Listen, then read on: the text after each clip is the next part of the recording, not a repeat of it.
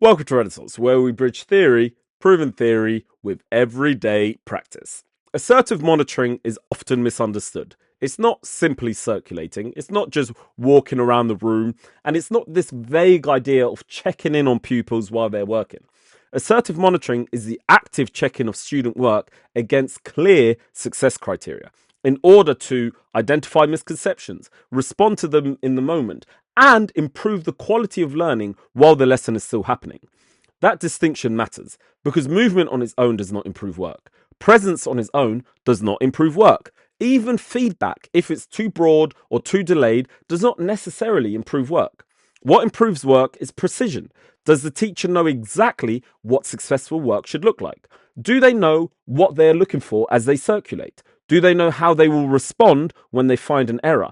And do pupils improve their work there and then rather than later, or perhaps not at all? That is why assertive monitoring begins before the lesson. The teacher needs a clear example, a worked answer, or a strong model. The answer needs to be broken down into success criteria. The likely misconceptions need to be anticipated, and the teacher needs that thinking available during the lesson, not buried in planning from the night before. This is not a paperwork exercise, it is what makes precision possible. If the teacher has not clarified what success looks like, then monitoring becomes vague, feedback becomes vague, and pupils are far more likely to receive comments that sound helpful but do not actually move the work forward. Once the success criteria are secure, assertive monitoring becomes much sharper.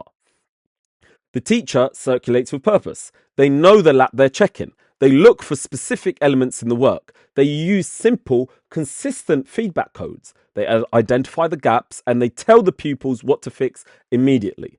That is crucial because the strongest form of feedback is not always the longest. Often it is the most immediate and the most actionable. A pupil does not need a paragraph at the end of every page after every lesson. If the teacher can circle the missing element, name the issue precisely, and get the pupil to improve the response there and then, this is where feedback stops being retrospective and starts becoming part of teaching itself. Assertive monitoring also gives the teacher live information. Who has understood? Who has partially understood? Who needs to be questioned? Who is ready to model strong thinking? Is the error isolated or is it spread across the class? Do we move on, pause, or reteach? This is why tracking matters during monitoring. Not because teachers need more paperwork, but because strong teaching depends on good live information. The same logic sits behind routines such as mini whiteboards. When every pupil writes, waits, and shows on cue, understanding becomes visible. The teacher can read the room quickly and respond with much more accuracy than if they simply replied on volunteers or on the confidence of the small number of pupils. At Renaissance, we would frame assertive monitoring as at the point of planning, formative assessment, and feedback come together in real life.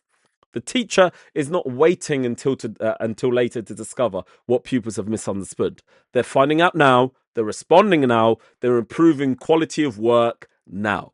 That is why assertive monitoring matters, because once the teacher can see pupils thinking more clearly in the moment, they can teach more precisely in the moment as well.